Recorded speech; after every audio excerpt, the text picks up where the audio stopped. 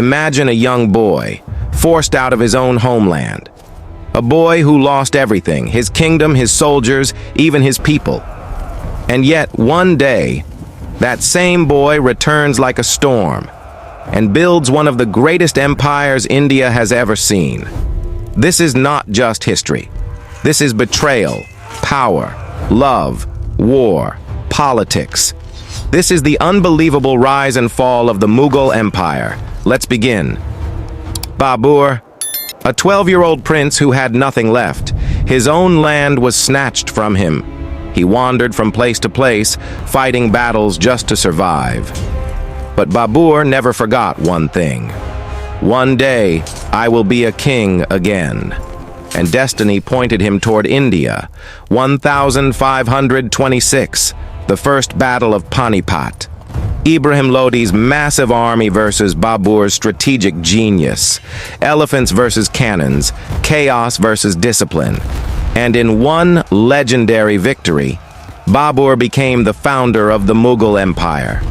After Babur came his son Humayun, a gentle king in a brutal world of politics. Sher Shah Suri defeated him and took the empire. Humayun escaped with only a handful of soldiers, nights in the desert, years in exile. Everyone believed his story was over.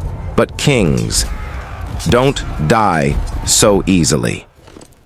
14 years later, Humayun returned, and in one bold strike, he reclaimed the Mughal throne. History remembers this as one of the greatest comebacks ever. And then came the true architect of the empire, Akbar the Great. He wasn't just a warrior, he was a political mastermind, a strategist, a visionary. At 14, he became king. By 25, he had changed the entire subcontinent. He didn't just conquer lands, he won people's hearts. Rajput alliances, new tax systems, military reforms, religious tolerance. Akbar didn't just rule an empire, he built one. His empire stretched from Kabul to Bengal, from Gujarat to the Deccan. This was the golden age of the Mughals. After Akbar came Jahangir, a man who loved beauty, nature, and art. Under him, Mughal paintings reached perfection. But the real power of the empire was someone else, Nur Jahan, a brilliant, sharp, and influential queen.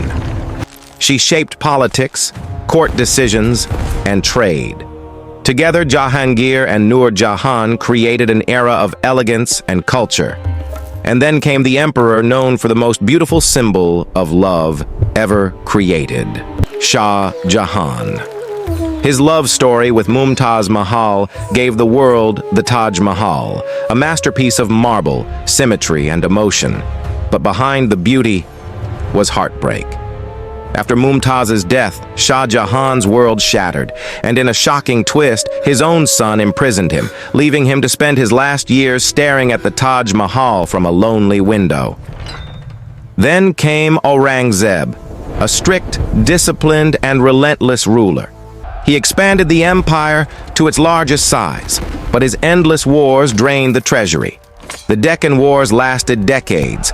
The Marathas rose, rebellions spread, the empire grew too large, too heavy, and slowly began to crack. After Aurangzeb, the Mughal crown became a burden. Weak rulers, endless rebellions, and rising British influence all pushed the empire toward collapse.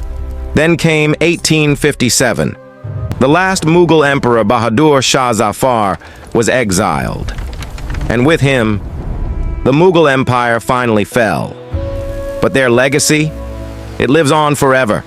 In India's forts, cities, art, language, food, architecture, culture, and in every story whispered through time. If you want more epic, dramatic, and true history stories, follow now.